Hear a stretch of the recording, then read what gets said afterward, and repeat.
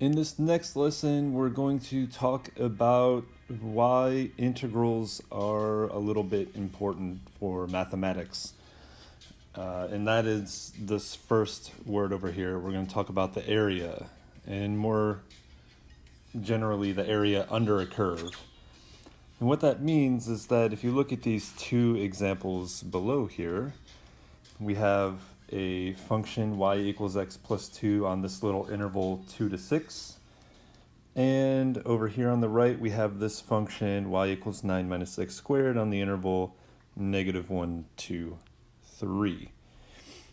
So what ends up happening is we are interested in what the area is between the graph and the x-axis. So we're really interested in finding out what this is here. And similarly, over here.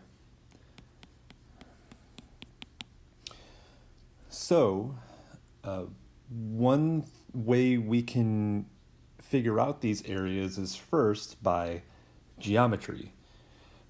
And if you look at the graph on the left, we can figure out the area over here with this under this linear function because this is just a trapezoid. And the area for trapezoids, how to find the area for trapezoids is well documented. And that ends up being the area is 1/2 times base 1 plus base 2 times the height. Now this we'll call base 1, this we'll call base 2, this we'll call the height over here. So the base 1 is 4.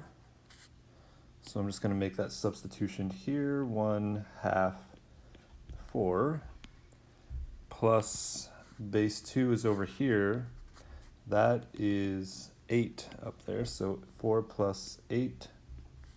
And the height here is 4 units wide.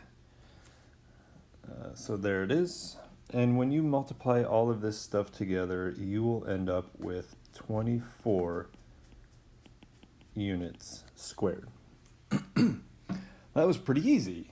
That's because we have a formula for finding the area of a trapezoid. If you look at this example over here on the right, there we go, it is much harder to find the area of a curved function unless it is a circle. Those pretty much the only curved object we know how to find an area of.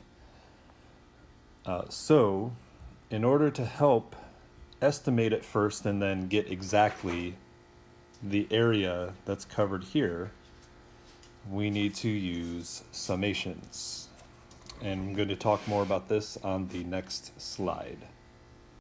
In order to help find the area for curved regions, we will first need to study the idea of summations. First, some notation. The summation notation looks something like this. And going through and dispelling what each part means, here in purple, this is a capital sigma.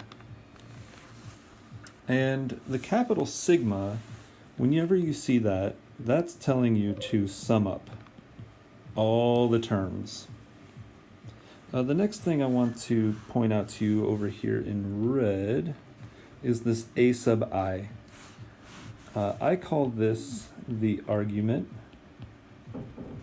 You may call it the expression being summed, the argument. I refer to it as the argument. Down here, the I, that is the index of summation. And the index of summation essentially tells you what variable will be used in the argument.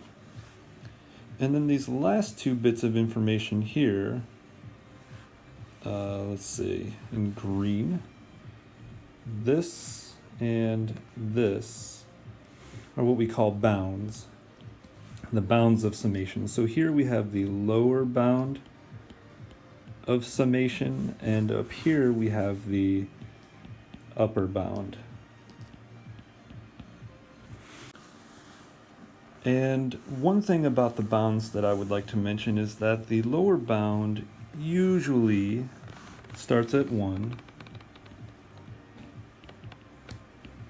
and the upper bound will either be a number or n. So we can either have a number here or it'll be n. Either way, it is some sort of constant that's being that is written up here. So we have to consider n being a constant. N is a constant. So with this, it's time to explain what happens in a summation. So I'm going to rewrite what's up there. So summation as I goes from 1 to n of a sub I. How a summation works is that the variable is I, and this is what changes. So you hear me say the summation as I goes from 1 to n of a sub I. So what this means is that I will start at 1. So that means I'm going to substitute a 1 in for any I that I see over here. So I know my first term will be a sub 1. So what comes next is that the summation tells you we're going to move I, as I said, the summation is as I goes from 1 to n. So we're traveling from 1 to another number. And we do that by adding 1 to I. So we start I at 1. If you add 1 to that, the next one is 2. So we know that we're going to have a term a sub 2. We're going to have a term a sub 3. And dot dot dot. We're going to go all the way out to a sub n. And you know that you're going to stop at a sub n because your upper bound is n. And the very last thing here is the summation. This tells us to add up all of our terms. So we're just going to come over here and put plus signs in between all of our terms, and the plus signs, the addition, will also surround the 3 dots. These 3 dots represent every other term that's in here that we do not want to write out. On this page, I just want to go through a couple examples very quickly on what expanded sums look like, so you can get a feel as to what's happening with these numbers as you expand out a sum. So in this first sum, we have the sum as I goes from 1 to 10 of I. So just very quickly, the very first thing we're going to do is we're going to take 1 and substitute it in for I on the other side of the equation here, so 1. Then as you know, we need to increase this value of I by 1. So 1, and then the next value is 2. Oops.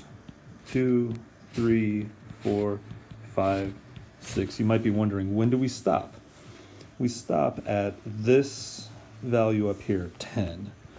So we have 7, 8, 9, and 10. And since this is a summation, we have the sigma here. We need to add all of these values up. Now you can go through and figure out what this is all added up. I believe the answer is 55. But I just want to really concentrate on showing you what it looks like to expand a sum. So in this next example, there should be parentheses here. What this means is that the first term, we will take 1 and substitute it in for I. So the first term is going to look something like this. 2 times 1 plus 3. And to that we're going to add, if we increase I by 1, we'll have 2 times 2 plus 3. And trying to do this for 42 terms would take a very, very long time. So what we can do to shorten this is we can say plus 2 times 3 plus 3. And in order to shorten this, we can add ... with another addition sign. And then we can go right to the very last term, which is 42. If I stops at 42, then we can write 2 times 42 plus 3. So all of this ... took care of every other term that we didn't want to write. It would take a long time and a lot of space, so we can write a ... This very last one, this last summation down here, we can write out similar to this one, but instead of stopping at a number like 42, we will be stopping at n. So we can write this as 1 plus 2 squared plus 2 plus 2 squared plus 3 plus 2 squared plus ... all the way over to n plus 2 squared. One thing I want to point out to you is that if you decide to use notation like this, that you write out the first 3 terms, and then you can do your plus ... plus your last term. All right, on this page, we want to actually go through and evaluate the sums. That means substitute the numbers in where you can and give a numeric answer. So in this first example, I want to see something like this. Let's see, this is 1 plus 1 squared. All right, that's what happens when you start I at 1. We substitute the 1 in, there it is. The next one is 1 plus 2 squared plus 1 plus 3 squared plus 1 plus 4 squared plus, and finally the last term, 1 plus 5 squared. So this first term becomes 1 plus 1 is 2 plus 5 plus 10 plus 17 plus 26. And when you add all of these numbers together, you get 60. All right, so there's the answer for that first summation. Looking at this second summation, if you repeat the same process, you'll get something like this. All of these 11 numbers cubed add up to 4,356. All right, looking at this last one, I'm not even sure if I want to do this. There has to be an easier way. Well, let's write out the first 3 terms and see what happens. This ends up being 2 times 1 plus 1 times 1 minus 4. Plus, that is the term for when I equals 1. Now we've got to make I equal to 2. That's 2 times 2 plus 1 times 2 minus 4. Plus, the third term, 2 times 3 plus 1 times 3 minus 4. Plus, plus, so we can write this shorter, which is nice. 2 times 59 plus 1 times 59 minus 4. Okay, well, we were able to expand it out, but all of these other terms covered by this ... we don't know what they are. And then once you go through and figure out each term individually, you have to go through and then make sure you add them up correctly. There's got to be an easier way. Here is the easier way. We have these formulas for certain sums that are much easier to compute. In this first one, if you're summing up I from 1 to n, so if you're adding up the numbers 1 plus 2 plus 3 plus 4 plus ... all the way up to n, you'll get this. n times n plus 1 all over 2. And we have similar formulas for when you're adding up a bunch of terms that are squared. So 1 squared plus 2 squared plus 3 squared all add up to this. And there's a similar formula for when you're summing up the cube of integers, of positive integers. And finally, this one is probably the most revolutionary way to write multiplication ever. There is no variable in this summation. So a very quick example of this is if you are adding, let's see, your index of summation ranges from 1 to 15, and you just have a constant here, 9. That means you're adding 9 plus 9 plus 9 plus ... plus 9.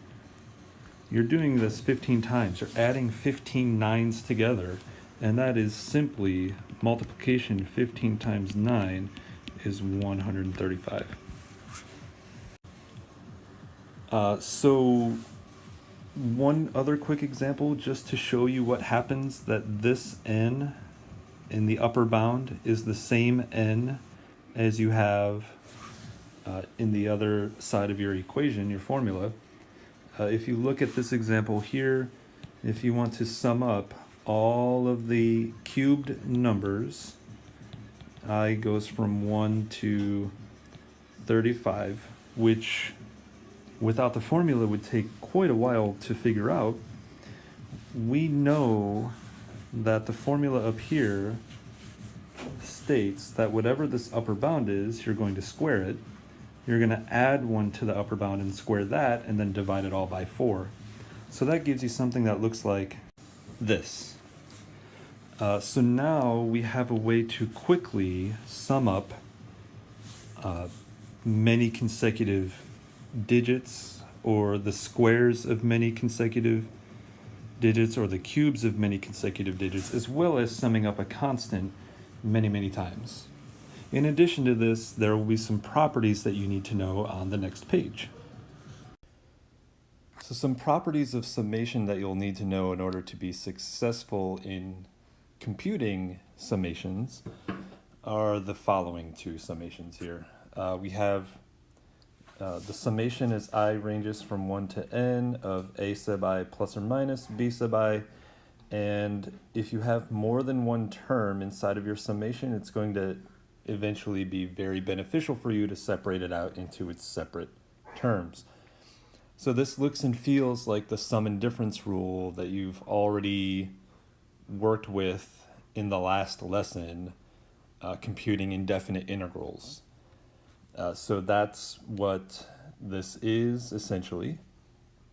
In this other property here, we have c being a constant that's listed up here.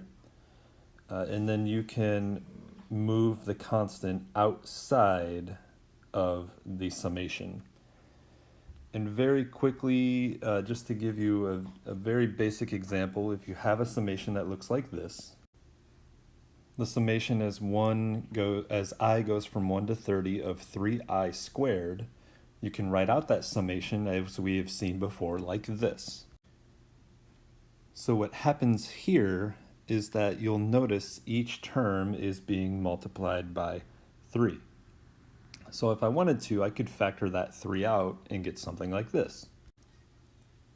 And then eventually I could just rewrite what is inside of this set of parentheses here as a sum as I of I squared as I goes from 1 to 30, and that is being multiplied by this 3.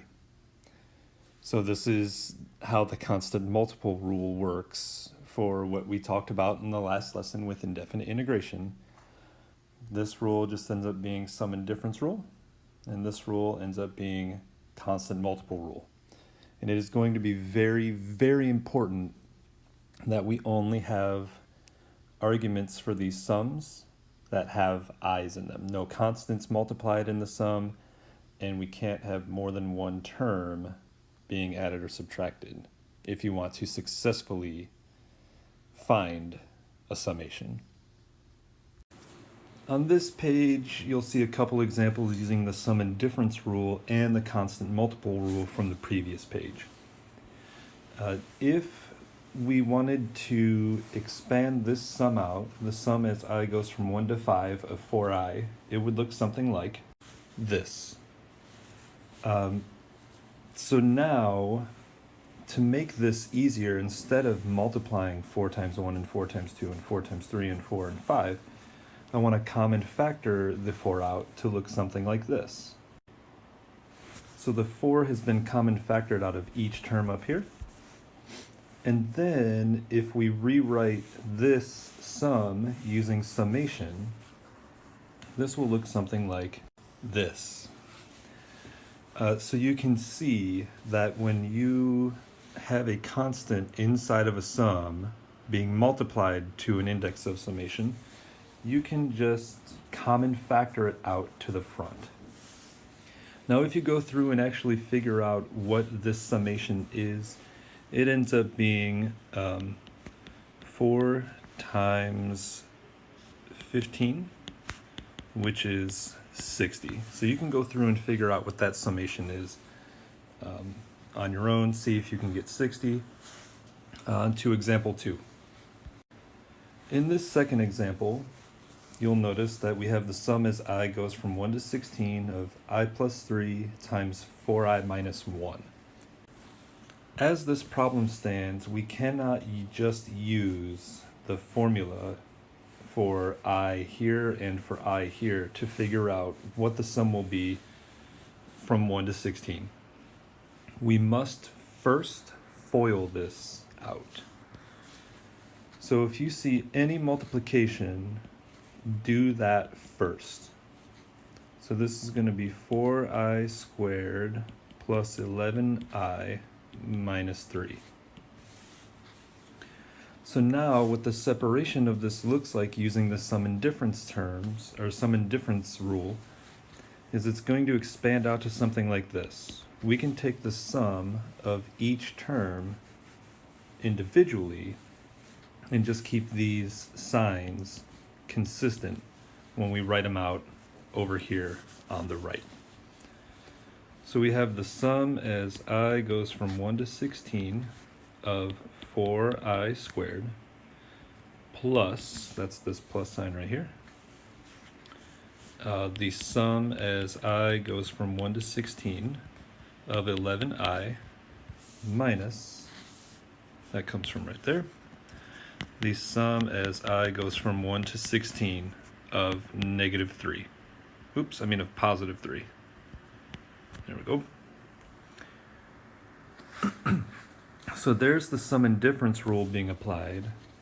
You can now common factor out the 4 in this first term with I squared and the 11 in the second term with I, and this just becomes the constant times 16. So that last term just becomes minus 48. So if we rewrite it, it'll look something like this. And the next step will be to apply the formulas for I squared and I, and for 3, using 16 for our n in every one, and that'll give you something that looks like this. Remember, the sum for an I squared is your upper bound times your upper bound plus 1 times 2 times your upper bound plus 1. So 2 times 16 plus 1 is 33, all over 6. The formula for the sum of I from 1 to 16 would be the upper bound times the upper bound plus 1, which is 17, all over 2. And when you're summing a constant, you just multiply the upper bound times the constant to get 48. And over here on the left, when you compute or evaluate all of these numbers, you will get 7,432 for your final answer.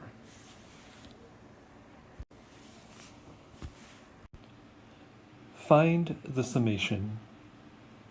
Another way to say this is evaluate the summation. In the first summation here, we have I going from 1 to 38 of I cubed over 4.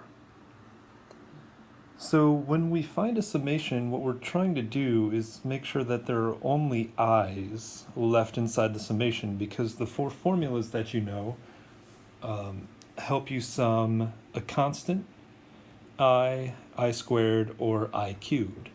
So when we look at the argument of this summation, this divide by 4 is messing up our chance to use the formula for the sum of I cubed. So we can use the constant multiple rule to pull that 1/4 constant to the front of the sum. So you'll be left with 1/4, the sum as I goes from 1 to 38, of I cubed. So now that we have I cubed only left inside the argument, we can use the summation formula for I cubed. And the summation formula for I cubed states that you have the upper bound, that 38, squared, times the upper bound plus 1, that'll be 39, squared, all over 4. And I wrote this and didn't say it. We still have to multiply this sum by the 1/4. It comes along for the ride. So there it is. And when you compute all this out, you'll get these answers right here. You'll either get this 549,081 over 4, or if you divide it out, 137,270.25. In this next example, we have the sum as I goes from 1 to 17 of 4i times the quantity I minus 2. And when we're trying to find these sums, we have 0 formulas for the product of i's. So what we need to do is we need to distribute this 4i to each term inside the binomial to get a sum that looks something like this. The sum as I goes from 1 to 17 of 4i squared minus 8i. So we are summing up this binomial now. Except again, we don't have a formula that states what the sum as I goes from 1 to n of 4i squared minus 8i. All we know is that a sum of I squared, and we can find the sum of I, or a constant, or I cubed. So we need to use the constant multiple rule like we did in this other example. This 1/4 came out to the front. So we'll be able to do that here with the 4 and the 8, but now we can use the sum and difference rule to spread out the sum of each term as well. So this will look like 4 times the sum as I goes from 1 to 17 of I squared minus 8 times the sum as I goes from 1 to 17 of I. So we can take the sum of each term individually and then pass the constant through the sum so that we can have our sums in terms of i's and I squareds. So from here, we can say that this equals 4 times, when you use the upper bound in the formula for I squared, you'll have 17 times 18 times 35. Right, this is the upper bound times the upper bound plus 1 times 2 times the upper bound plus 1, all over 6. From that, we are subtracting 8 times the summation of I from 1 to 17. The upper bound again is 17. So the summation of I from 1 to 17 is the upper bound times the upper bound plus 1, all over 2. And when you compute all this out, you'll get 5,916 for your summation answer. So the takeaway from these two examples are the use of the constant multiple rule. This I cubed is being multiplied by 1/4. So we can common factor that out of the summation. And in this other example, we have the fact that you need to multiply. Everything needs to be addition or subtraction. There cannot be any terms being multiplied to anything else.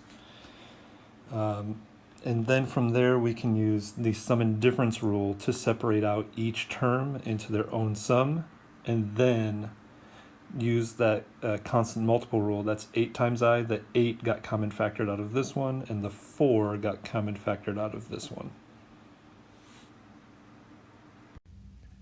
Evaluate the summation. The sum as I goes from 1 to 52 of I plus 3 times the quantity I squared minus 2.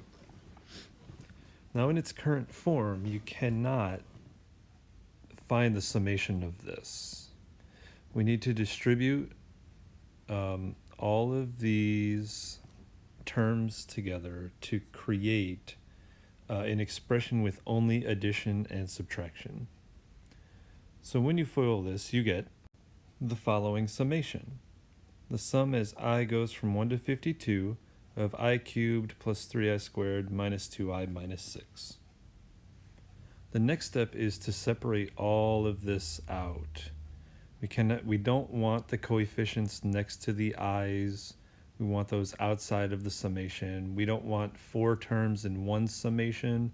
We want each term to have its own summation. So that'll look something like this. The sum as I goes from 1 to 52 of I cubed plus 3 times the sum of I squared as I goes from 1 to 52 minus 2 times the sum of I as I goes from 1 to 52 minus the sum as I goes from 1 to 52 of 6. So inside the summations now, there are only I cubed, I squared, I, and a constant. So with this, now we can start using the formulas to simplify these summations and get this summation notation out of here and get something that we can actually work with. And when you use the formulas for the summations, the sum of I cubed from 1 to 52 is the upper bound squared times the upper bound plus 1, which would be 53 squared, all over 4, plus 3 times the sum of I squared as I goes from 1 to 52 is the upper bound times the upper bound plus 1 times 2 times the upper bound plus 1, all over 6. Minus 2 times the sum as I goes from 1 to 52 is the upper bound times the upper bound plus 1 over 2. And the last one, when you're summing a constant, it is the constant times the upper bound. The only thing left to do now is to add up and subtract or combine all of these numbers to get your final answer of 2,040,506. There is the final sum of this original expression from 1 to 52. Evaluate the summation. In this example, we have the sum as I goes from 1 to n of this. Now the first thing that you may notice is that in this example, there are n's in what we are trying to sum. So keep in mind that n is a constant. Like we mentioned over here, this is just a constant on an earlier slide. That's going to come back into play here. So the first thing we need to do if we want to successfully sum up this expression is to distribute this 2 over n to each term inside the parentheses. So when you do that and simplify it down, you will get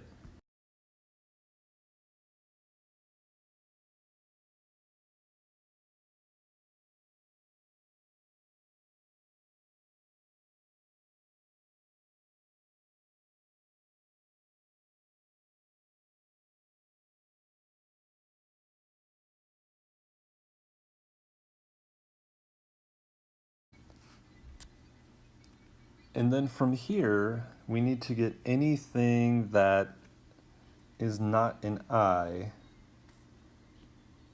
outside of the summation. So all of this stuff here will come out and will leave you with the following expression.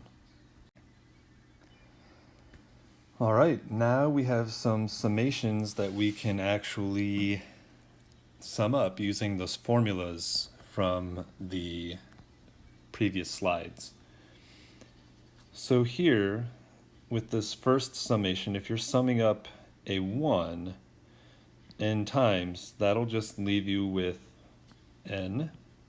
So this will be negative 6 over n times n. If you're summing up the second summation here, as I goes from 1 to n of I, that will leave you with n times n plus 1 all over 2. And that's still being multiplied by the 4 over n squared. So at this point in time, after you compute the summations, probably the best thing you can do is start canceling some n's if you can. So for example, in this first term over here, we can cancel an n in the numerator with an n in the denominator. So that will go away, and that will just leave us with a negative 6. And over here in this other term, you'll notice that there's an n squared in the denominator and an n in the numerator. So again, we can reduce away 1n. So we will be left with 4 over 2 is 2. So this will be plus 2. And then we still have an n plus 1 in the numerator and an n in the denominator. Now, one thing we will be doing eventually is looking at the limit of this last expression. This is our answer for summing that up. We will be looking at this answer and taking the limit as n goes to infinity. And it's not going to make immediate sense as to why we do that, but just to look at it, I'm going to write some information up here. If the n term is 10, or if our upper bound on the summation is 10, we will get back the sum equals negative 3.19, 19. There we go. If n equals 100, then the summation will be negative 3.99.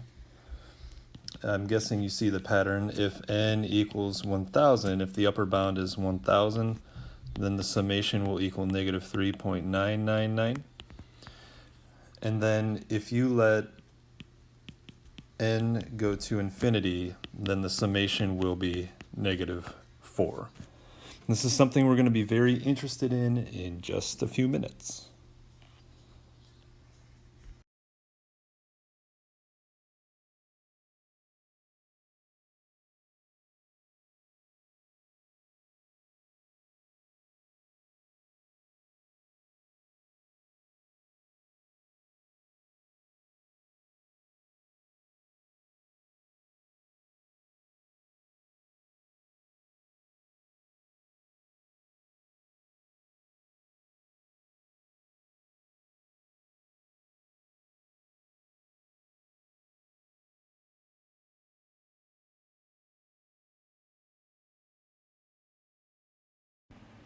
Going back and looking at the graph that started this lesson, this whole idea for needing sums, we can still see that there is a problem with trying to find an exact area that is what we call under this curve. Anytime we say under the curve, we mean an area that is between the x-axis and a curve. The easiest way to estimate an area under a curve is to approximate it by using rectangles. And there are a couple ways that this can be done. You can either choose the left endpoint of an interval or the right endpoint of an interval. And whichever point you pick will determine the height of the rectangle. The height is determined by the right endpoint or by the left endpoint. To get a little deeper into what that means, these intervals, we could, if we wanted to, approximate this entire area by one rectangle. So we consider the entire interval from -1 to +3, and we can either pick the left endpoint and find the height, which would be up here. We would get that just by substituting this x value into x. So we know that the height of this rectangle, if we pick the left endpoint, would be y equals 9 minus -1 squared, which is 8. This rectangle would be 8 tall and be 4 units wide. So this rectangle would look something like this. So it would be an 8 by 4 unit rectangle. And what happens here is when you look at this example, you can see that this area up here, it looks like almost a little semicircle, is extra. But this area over here that we have with the rectangle, let me shade the area of the rectangle in black here so you can see the difference. In this black area, we would be counting this extra bit of area that isn't there, but in this blue area, we would not be counting this. But we don't know if these areas are the same, so we cannot get an exact area here. By contrast, if I had picked the right endpoint of this interval, this endpoint, what happens when we substitute 3 into the function? Let's see, 9 minus 3 squared is 0. Oh my. What would happen would be, if we picked this endpoint, and I'm going to use green here to do this. If we'd picked this endpoint, the height of our rectangle would be 0. So we would have no area. That's a problem. Neither of these are very good guesses for an exact area. They're good for approximating, but this isn't going to help. Maybe there's something we can do here to get an approximate answer. So on this page, what I want to do is see if I can get a better estimate of what the area, the blue area, is in all of these graphs. So one way to do that is to, increase the number of rectangles within your estimation.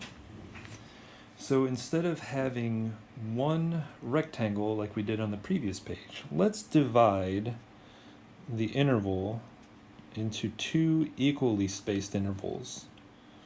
And from here on out, I'm going to simply concentrate on the left endpoint method to simplify this process. So now, a couple things to note is that with this first graph, we will be using 2 rectangles. And if we're using 2 rectangles and we're trying to find the area of rectangles, we should probably know how wide each rectangle is. And to make the math really nice, we are just going to make the width of each rectangle the same. So since we have an interval that we're looking at of 4, if we have 2 rectangles, that means we're trying to find the area of a rectangle with a width of 2. And that's because we have an interval of 4 and we're dividing by the number of rectangles. So the left endpoint for this first interval happens at -1. So if we follow that all the way up to where the actual function is, that's what gives us the height of this rectangle. So we have a rectangle that is this tall and 2 units wide. So there it is.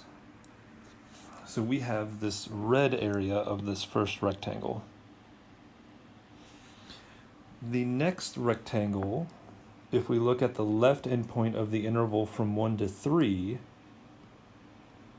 the left endpoint is at 1, and if you follow that all the way up, that means the height will be right here, because this is where the function is. So this rectangle will also be that tall and 2 units wide. So we have all of this red area. It looks like we're still overestimating by this area here, and we're still underestimating a little bit by this area here. Will they offset each other exactly? Probably not, because we're dealing with a curved graph of a function. All right, let's see what happens if we increase the number to 4 rectangles. When you increase the number to 4 rectangles, the width of each rectangle would be the width of the entire interval, which is 4 units, divided by the number of rectangles we want. So this would be 1. So each rectangle is 1 wide. So when we look here, we're going to divide this interval into 4 equally spaced intervals. So again, starting with the left side of this interval, it looks like if we follow this up, we hit the graph right there, and we're only going to make this rectangle 1 wide right now. We're making the width of each rectangle smaller. We're increasing the number of rectangles we have. So there's that one. If you look at this little interval between 0 and 1, the left endpoint at 0 takes you all the way to the top of the graph. So we'll start here, go all the way up, and our rectangle will be 1 unit wide, and we'll follow that all the way back down. So with this third interval down here from 1 to 2, we're going to follow that on the left endpoint 1 all the way up to the graph, which is right here. We're going to make that rectangle 1 unit wide and follow it back down to the x-axis. And in this last interval here between 2 and 3, we're going to take this all the way up to the graph, come out here, and there you go. So this is starting to look a little more accurate, it looks like. We're overestimating in these areas here, and we are underestimating the area over here. But it looks like that we still have a large amount of overestimation compared to the underestimation. All right, let's try it one more time with 8 rectangles. When you do it with 8 rectangles, and you are looking at equally spaced intervals along the x-axis, you'll get something that looks like this. Each rectangle here will have a width of 1/2 because the entire width is 4 and the number of rectangles we have is 8. And it is so much easier to find the area of a rectangle if we can keep the width a constant, like 1/2 or 1 or 2. And we're doing that, we're just taking the width of the interval and dividing by the number of rectangles. One thing you can see is that the amount of overestimation that we're getting now is much less than what we had in the previous 2 examples. The amount of overestimation here in this first example is really large. The amount of overestimation here in the second example is getting smaller, and the amount of overestimation here is becoming much, much less. So it seems like the number of rectangles, as it increases, the closer and closer and closer we get to the exact area. There's a theorem that states no matter which endpoint you use, if the number of rectangles approaches infinity, you will get the same exact area. So how this relates to you and the sums that you've seen is that n is the number of rectangles we're using to approximate an area. And so what I'm going to do now is to go through this example, and then at the very end I'm going to substitute 10 in for n, I'm going to substitute 100 in for n, and I'm going to substitute 1000 in for n. And we will see what happens to the sums as we substitute these numbers in here.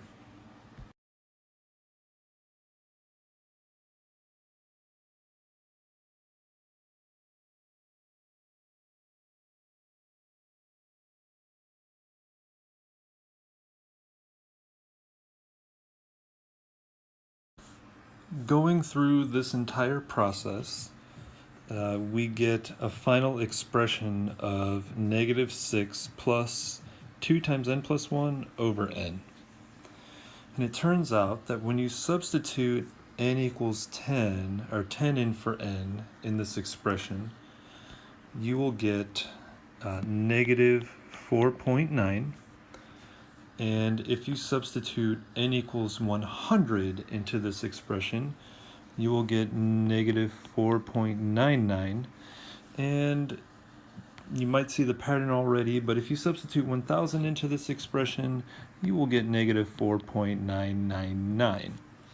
And what happens is when we're summing up all of these terms from 1 to n, and we're increasing the number of rectangles from 10 to 100 to 1000, these numbers we're getting back for our sums, these are areas. So when we had 10 rectangles, we got an area that was -4.9. So that's close. But if we increase the number of rectangles to 100, we get even closer to the exact area, -4.99. And 1,000 rectangles, we get even closer to the exact area, -4.999. Now you might be guessing that as n goes to infinity, that tells us the sum will go to -5. This is exactly the idea of what a limit is. So in the next couple examples, you will see some limits as n goes to infinity of some summations. In this example, we will be evaluating the limit of a summation. And so there are 2 steps to do this, and I'm going to put these over here on the right side of the screen. And they are evaluate the sum first, and the second step is to evaluate the limit. So we have to have those limit techniques, limits at infinity techniques, come back and help us out here. So the first thing that I need to do in order to evaluate the sum is to get rid of this product. And when you do that, that'll look something like this. The limit as n approaches infinity of the sum as I goes from 1 to n of 108 over n squared minus, I minus 6 over n. And then the next step is to use the separation techniques for the sum and difference rule and the constant multiple rule to separate all this out into 2 different sums like this. So we use the sum and difference rule here to have the sum of one expression turn into the sum of 2 expressions, and then we common factor it out or use the constant multiple rule to get the 108 over n squared to the front. And I left the constant inside this sum so that we can now use the summation formulas for I and a constant to get this. Remember, the summation for I from 1 to n is n times n plus 1 over 2, and the summation of a constant is the constant times the upper bound.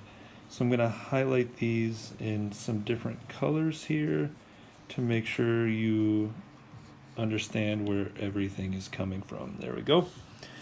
The next step in simplifying the sum, we're not ready to take the limit yet, is to reduce an n in the numerator here with an n in the denominator, and reduce 108 over 2 to 54 over 1. And this leaves us with the limit as n approaches infinity of 54 times n plus 1 all over n minus 6. So we're trying to take the limit of all of this. The next part of this limit at infinity, well, the limit at any value, the limit as n goes to any value of a constant is just a constant. So we really only need to work on computing this limit right here. So we know that the limit will also be equal to 54n plus 54 over n minus 6. Now with this first term, we can divide each term by n in the top and the bottom. And that is a completely legal thing to do. And that limit will turn into something that looks like this. We will have the limit as n approaches infinity of 54, because these n's, right, if we divide each term by n divided by n cancels out. But the next part will be plus 54 over n, and the denominator will be 1 minus 6. And then recall we had this rule, I'm going to put it right above in blue here, that the limit as n approaches infinity of anything over n to any power goes to 0. So that means this part goes to 0. And again, the limit of a constant is just a constant. So this limit turns into 54 minus 6, which is equal to 48. So the first thing we did, a lot of work finding the sum and simplifying what the sum was. When you get into the limit portion of this exercise, you can look at each term individually. So we divided the top and bottom here by the biggest power of n in the bottom to get this expression. And we know that if a term has an n in the denominator, that will be 0. So we were just left with 54 minus 6 left over. And when you subtract those, you get an answer of 48. Find the limit. In this example, we will be finding the limit as n goes to infinity of this summation. The first step into simplifying this summation is to, it looks like I need to FOIL out this squared binomial. And when you do that, you should get something like this. The limit as n goes to infinity of the sum as I goes from 1 to n of 4 plus 16 over ni plus 16 over n squared I squared minus 4, all still times 4 over n. The next step is to distribute, well actually we can simplify this. Let's simplify this 4 with this negative 4. And then we can distribute this 4 over n to what's left. So the limit will become n as n goes to infinity of the sum as I goes from 1 to n of 64 over n squared I plus 64 over n cubed I squared. And then using the sum and difference rule and the constant multiple rule for sums, we will get something like this. So it's all separated out. We use the sum and difference rule to create two sums out of each term, one out of each term, and we move the constants out front. The next step is to use the summation formulas for the I and the I squared to get something like this. So here, the summation of I, as I goes from 1 to n, is represented by this, and the summation as I goes from 1 to n of I squared is represented by this. And I will continue this example on the next page. From the previous page, this is the last expression you see. The next part to this is to simplify each term as much as you can. And in this first term, I can cancel an n in the denominator with an n in the numerator. And I can reduce 64 over 2 to be 32 over 1. In this other term, I can reduce an n in the bottom, leaving me with an n squared with an n in the numerator. And I can also reduce 64 over 6 to give me 32 over 3. So that being done, I can rewrite the limit like this. So now that the sum is as simplified as it gets, we can start taking the limit of this entire expression. One way this can be done is to distribute the 32 in the first term and to FOIL these two binomials here and distribute the 32 to the resulting expression. When you do that, you will get something that looks like this. So again, in the first term here, I distributed the 32. In the second term here, I first FOILed these two. I distributed these two binomials, and then I multiplied that result by 32. So now, as you may recall, if n goes to infinity, then in order for us to find the limit, we will divide each term in the first one here by n. That's the largest power of n in the denominator. And in this one over here, we're going to divide everything by n squared.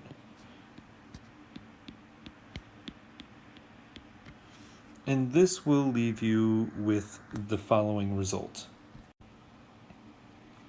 So from here, we know that every term with an n in the denominator will go to 0 as n goes to infinity.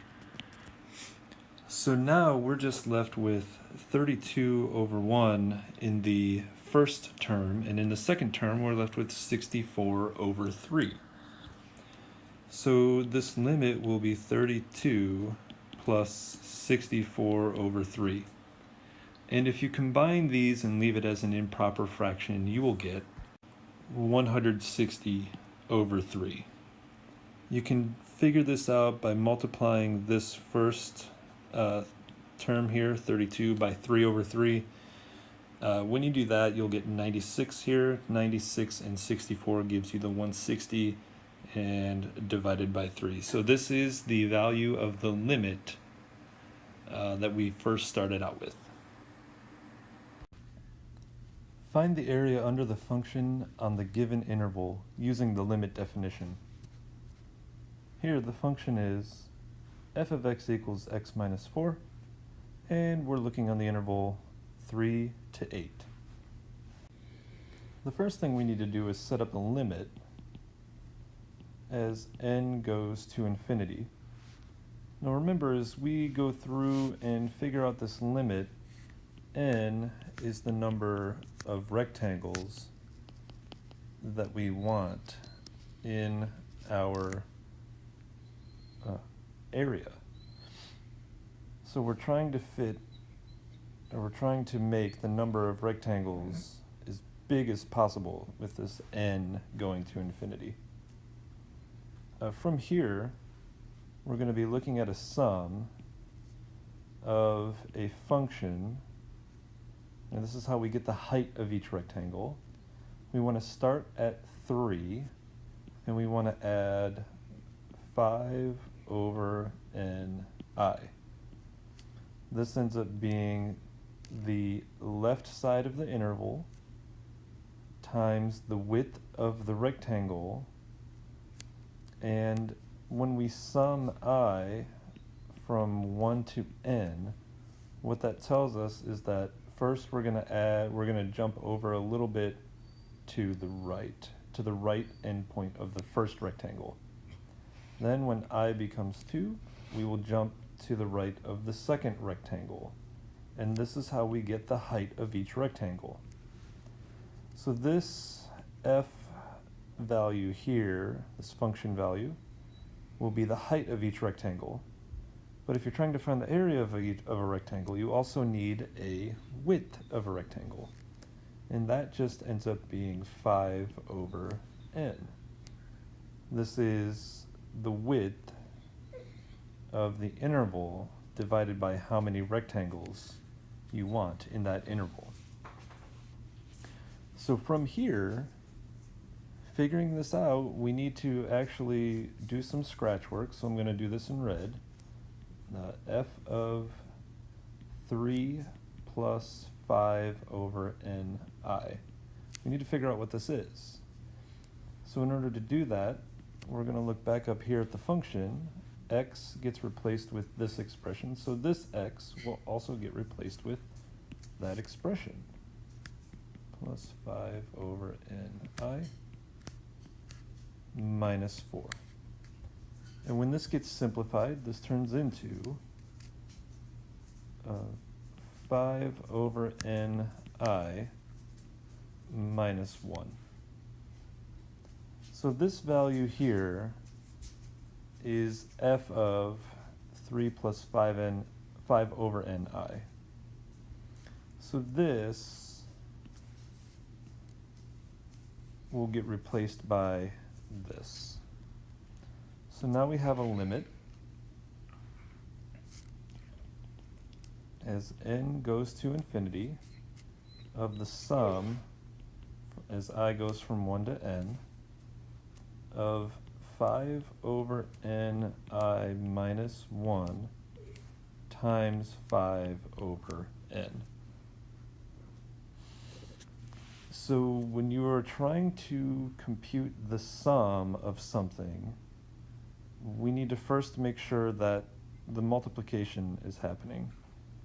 So the next step is to distribute this 5n.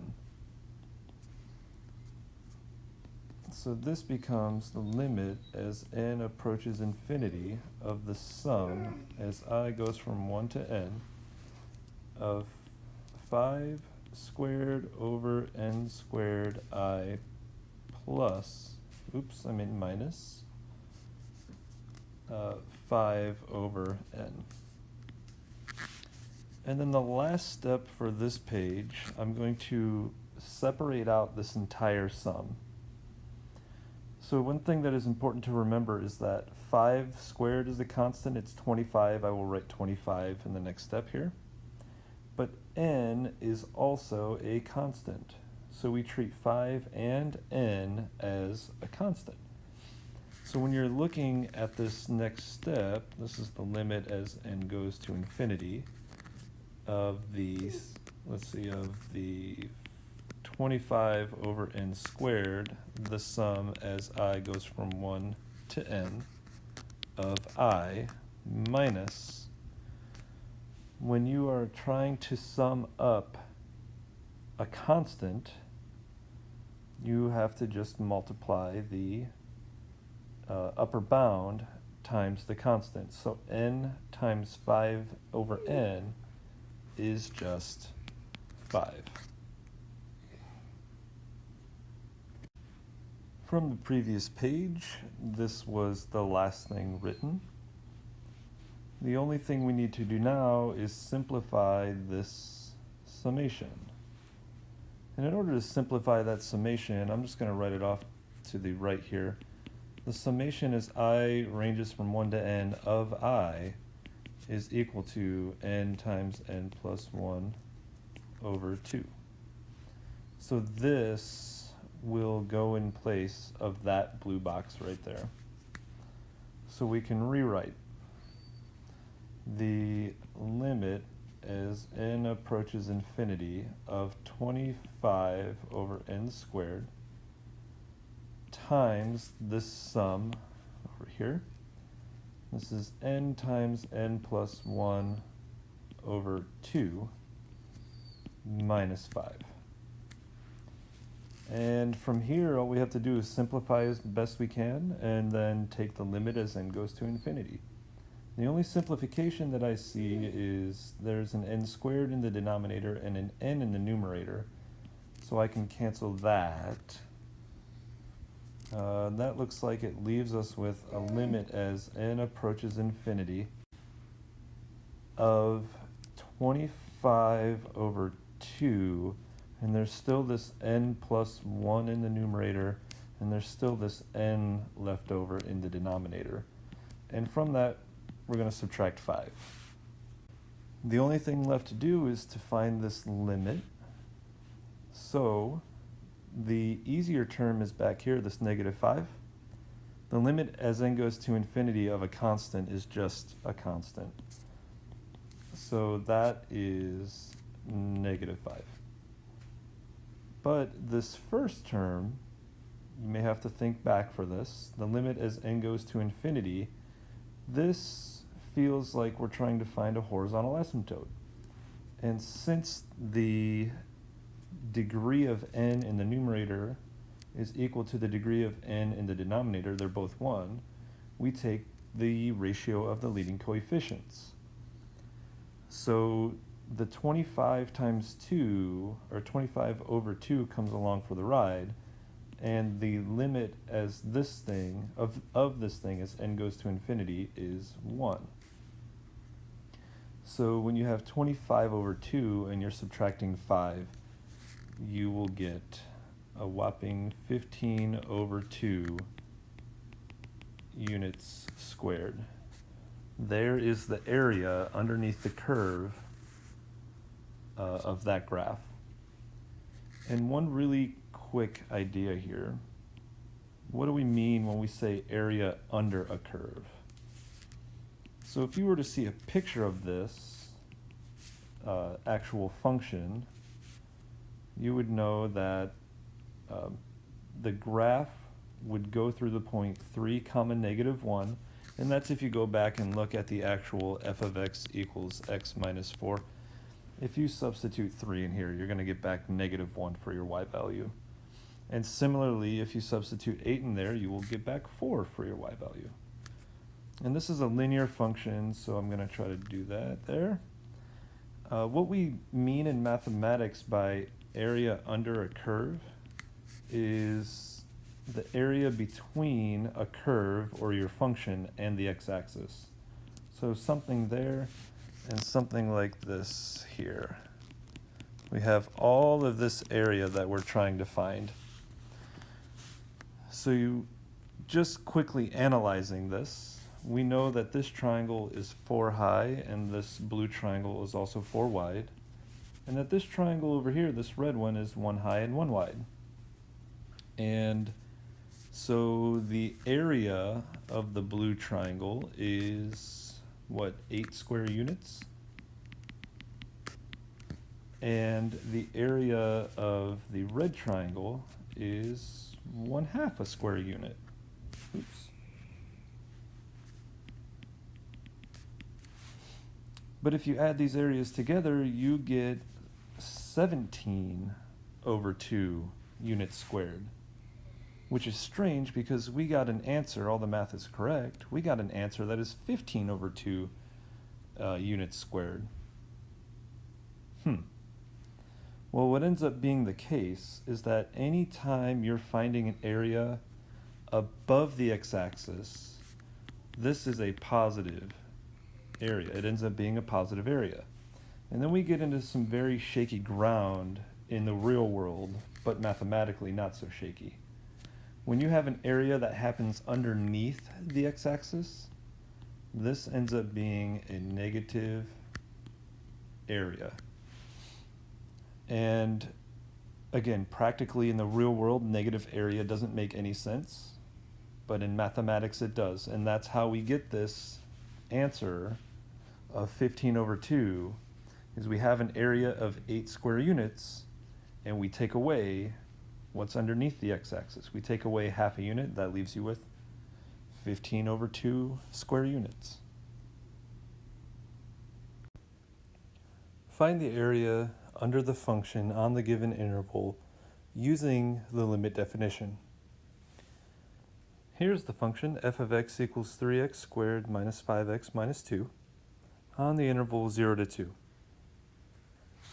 So we have this limit here. This is what the limit definition is when you're trying to find the area under a function. So the first step, I'm going to break this down into 4 steps. The first step is to find f of a plus b minus a over n I. So in order to do that, you need to know some information like what a and b are. And it turns out over here, the interval, these are your a and b values. So this function changes into this. And when we simplify this down a little bit, you'll see that this equals this. So that's fine. We've now simplified what is inside the argument of the function. But what does this mean, this entire thing? Well, we've got to go back and look at the actual function and substitute 2 over ni in for x here and here, and then simplify that down as much as you can. When you substitute it into the function, it looks like this. 3 times 2 over ni squared minus 5 times 2 over ni minus 2. Now our goal is to simplify this expression as best we can. So the first thing to do is to square the term here and then multiply it by 3. And when you do that, 2 squared is 4 times 3 is 12 over n squared I squared. The next term, negative 5 times 2 is negative 10. So that's minus 10 over ni. And then the last term is minus 2.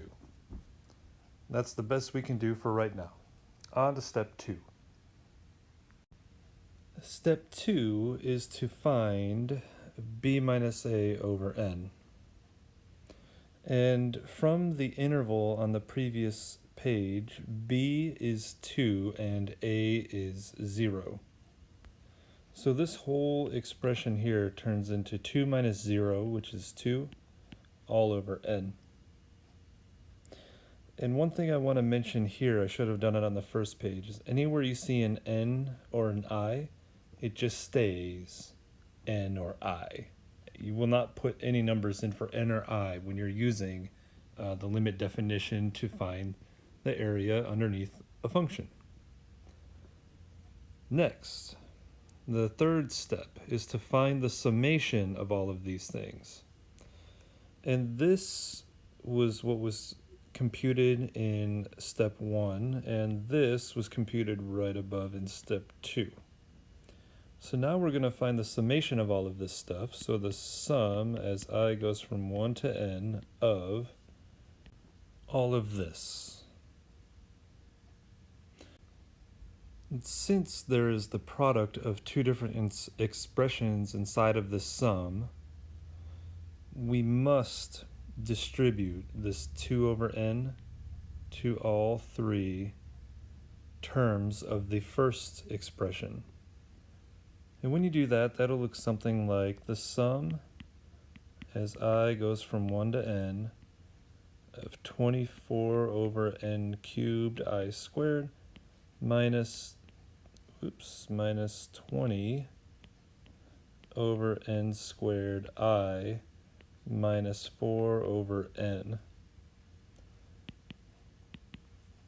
So now we use the sum and difference rules as well as the constant multiple rule to separate these three terms into three different sums. And when you do that, make sure to remember that constants can be pulled out of a sum, common factored out of a sum to the front, and n is a constant. So when we separate this all out, it'll look something like this.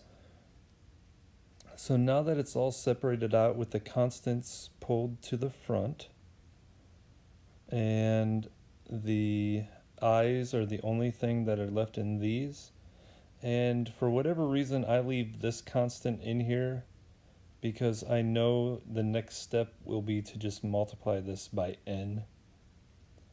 So the next step is to use the formulas for the sums of i's and the sum of a constant.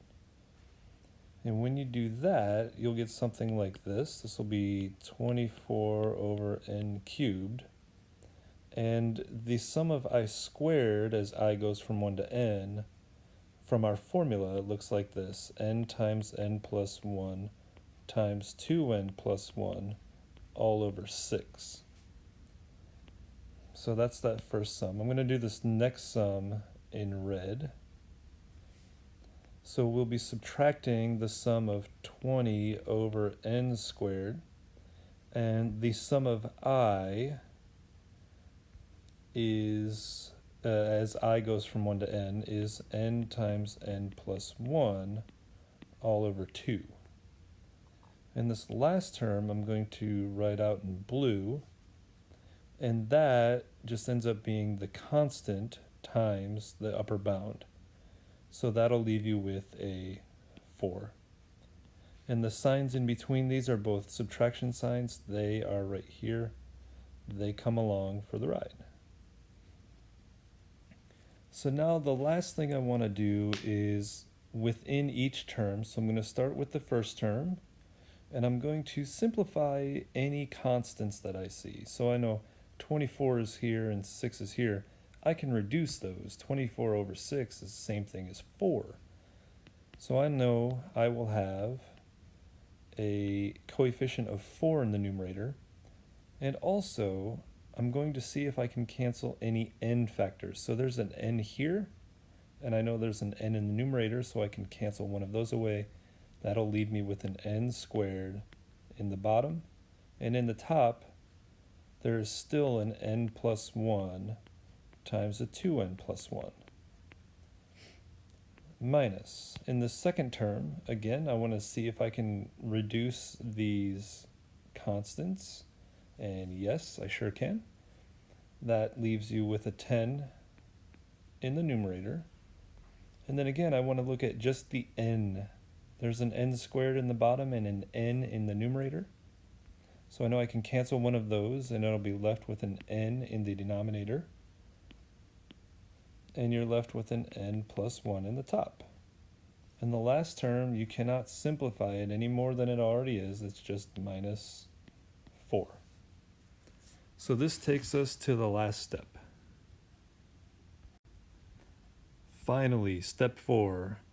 Find the limit as n goes to infinity of the answer found in step 3. All right, so this means we are trying to find this. And as it turns out, you can find the limit of each term and combine them accordingly. So I'm going to find the limit of the first term first.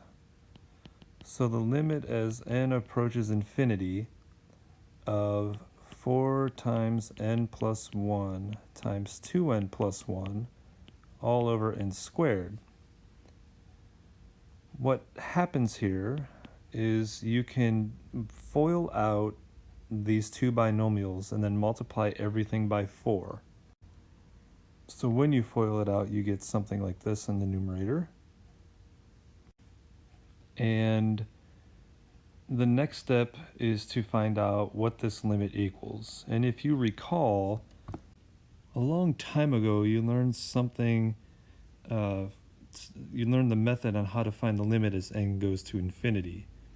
And that is, if you divide every term by the highest power of x in the denominator, so you divide each term by n squared, you'll get a limit that looks something like this. And with this limit, you know that as n goes to infinity, this term and this term, because there are n's in the denominator, will both go to 0. And what you have left is the limit as n goes to infinity of 8 over 1. And that leaves you with a limit for that term equaling 8. And if you do this for the other two terms, you'll see that this second term has a limit of 10. So I'll just write here limit as n approaches infinity of the second term equals 10, and the limit as n approaches infinity of the third term is 4. So putting these back in the correct order, this is the limit of the first term, so we will have down here in red 8. And then you subtract the limit of the second term, so that is minus 10. And then you subtract again the limit of the last term, which is 4, so minus 4. This gives you a total area of -6 square units. With that last answer being -6, you might be wondering, how the heck is there a negative area? My whole life I've been told there's no such thing as negative distance, there's no such thing as negative speed, there's no such thing as negative area, no such thing as negative volume. Well, math just sort of blew your mind. Let's take a look at what a graph of this thing looks like. A rough graph of this function f of x equals 3x squared minus 5x minus 2 is in blue over here on the right. One thing that you need to understand, first of all, is that when we are trying to find this area, we're trying to find the area between the function and the x-axis. And we have to specify a starting x value and an ending x value. Otherwise the areas get really large really fast. So the region we are trying to encompass here, we know over here on the left the function is this, but that only exists on the interval from 0 to 2. So I'm going to highlight it for you.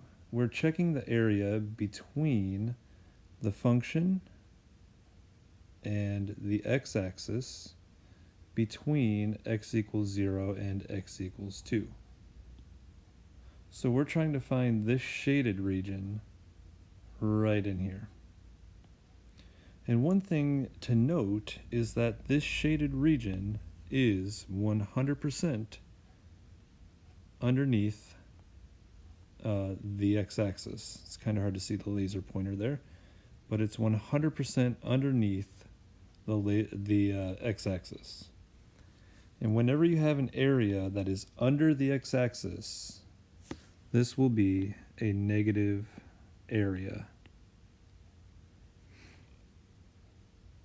So, mind blown, there's now such a thing as negative area in mathematics, and it only happens when you have an area that is underneath the x-axis.